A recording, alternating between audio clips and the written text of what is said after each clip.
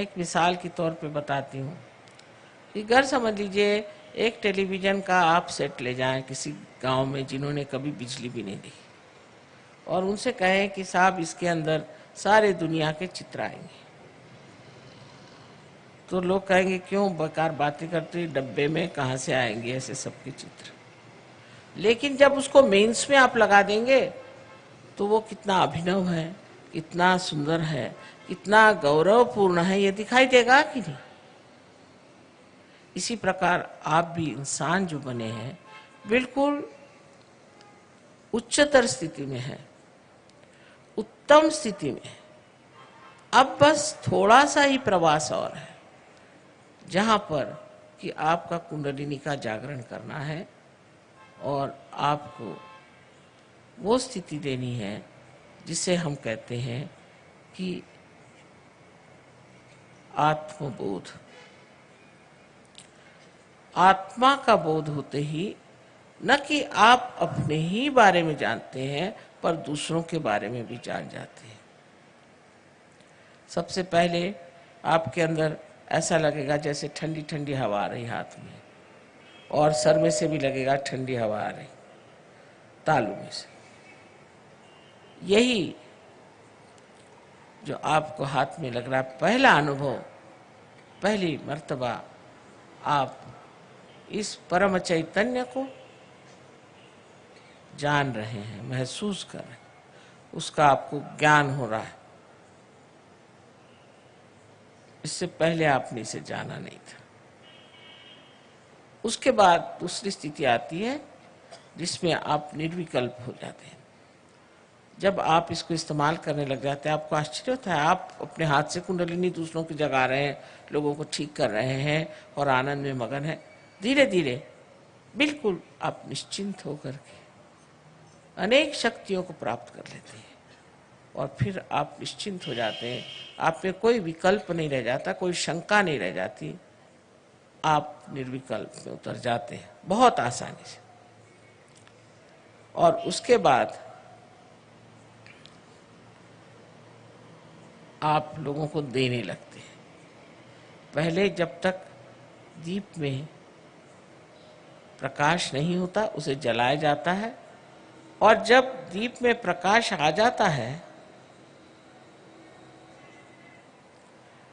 तो फिर वो सबको प्रकाश देता है। एक दीप से अनेक दीप जल सकते हैं। इसी प्रकार सहयोग बहुत जोरों में फैल रहा है। पता नहीं इन लोगों ने बताया कि नहीं कि रशिया जैसी जगह जहाँ उन्होंने परमात्मा का नाम भी नहीं सुना हुआ, वहाँ पर एक एक प्रोग्राम में 16-16 हजार लोग आते हैं और एक एक गांव में कहीं कहीं 22,000 लोग सहयोगी हैं पक्के पहुंचे। सो ये देश अपना जो संतों की भूमि, जो योग भूमि है, जहाँ पर लोग इतना धर्म का कार्य कर गए, ये लोग तो सोचते हैं आप लोग महाभाग जो ऐसी महान देश में आप पैदा हुए, लेकिन हम जानते नहीं कि हमारे क्या भाग्य हैं। एक दिन ऐसा आएगा कि इस आध्यात्मिक शक्ति के बल पर सारा संसार आपके चरणों में आ सकता है, लेकिन पहले अपनी शक्ति को समझिए। जब तक आपने शक्ति को समझा नहीं तब तक आपकी कोई विशेषता नहीं। बेकार चीज़ों में उन लोगों से आपको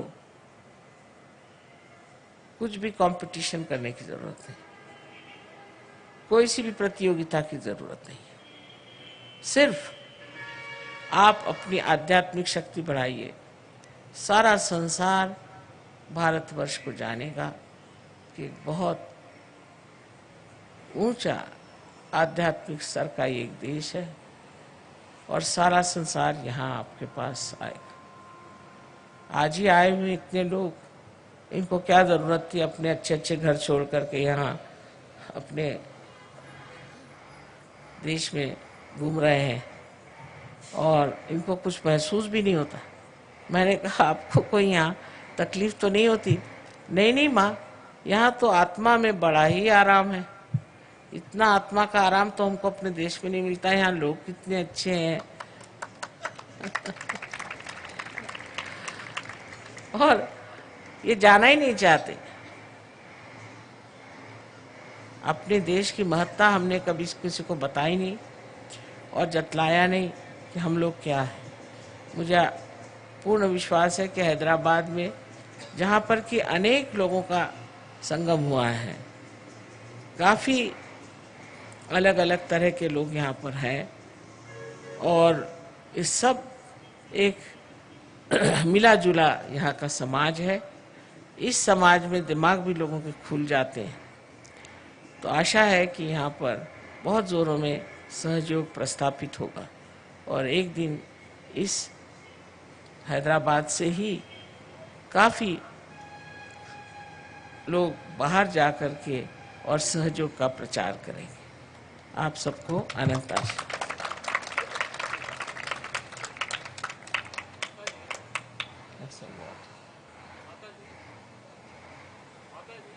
इसके ऊपर हम सीरियल क्यों नहीं बना सकते प्रचार के लिए?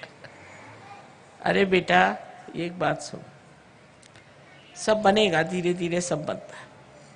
सीरियल भी बना लेना सबको। अच्छा, वो भी बना लेना तू। लेकिन एक बात है, अब देखो इस हैदराबाद में कितने लोग हैं, उसमें से कितने लोग आए। जिसका नसीब होएगा वही तो आएगा। तुम 17 सीरियल बनाओ, नहीं तो कुछ भी। नसीब की बात है, समझने की बात है। अभी सबसे कहा कि भाई पैर मत छुओ, मैं चल रही हूँ, फट से पैर पकड़ोगे तो गिर जाऊंगी, वो तक तो लोग समझते नहीं। फड़ाक से पैर में एकदम पकड़ लिया, मैं गिरने वाली थी। जब इतनी भी समझ नहीं, उनके सीरियल के असर में घुसेगा।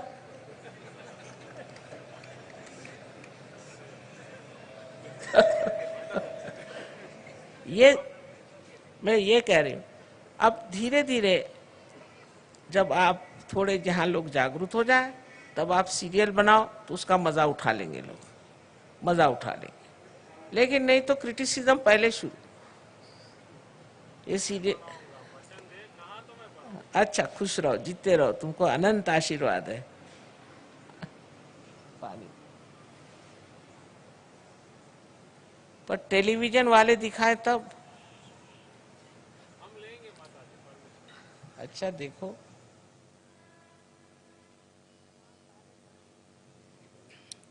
वहाँ सारे प्रदेश में सारे टेलीविजन पे हमारे भाषण हुए, सिवाय अपने देश में।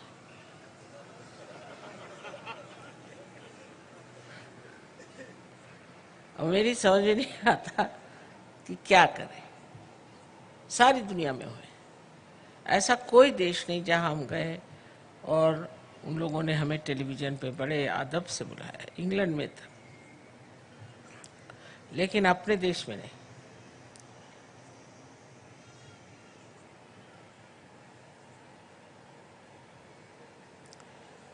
तो अब हम लोग,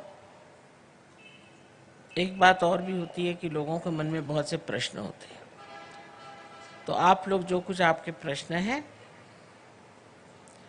उसे आप लिख करके, और कृपया कल आप लेते आइएगा, मैं सबके आपको जवाब दे दूंगा।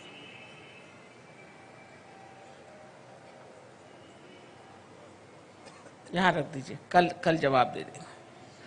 कल दीजिएगा, जाने से पहले लिख के रख जाइए, अभी नहीं।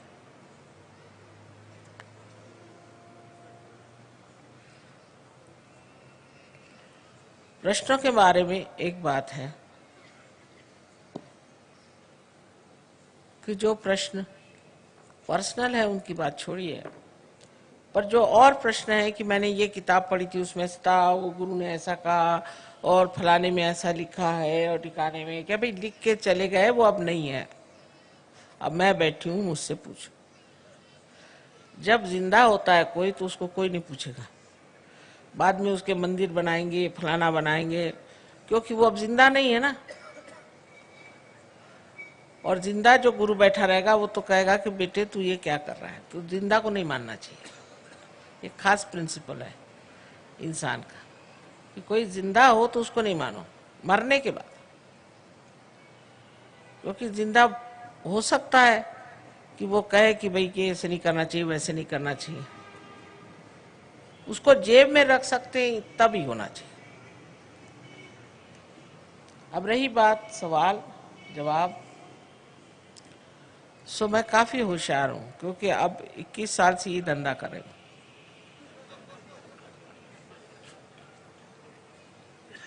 और सारे देशों में ये सवाल पूछने की बीमारी है। सो काफी होशियार हूं मैं, लेकिन मैंने अगर आपका जवाब दे भी दिया